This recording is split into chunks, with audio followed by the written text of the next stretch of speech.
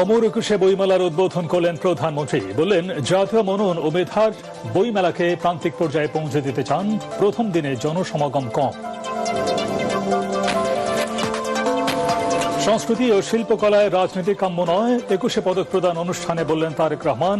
জানালেন, উদার রাষ্ট্র প্রতিষ্ঠায় কাজ করছে সরকার।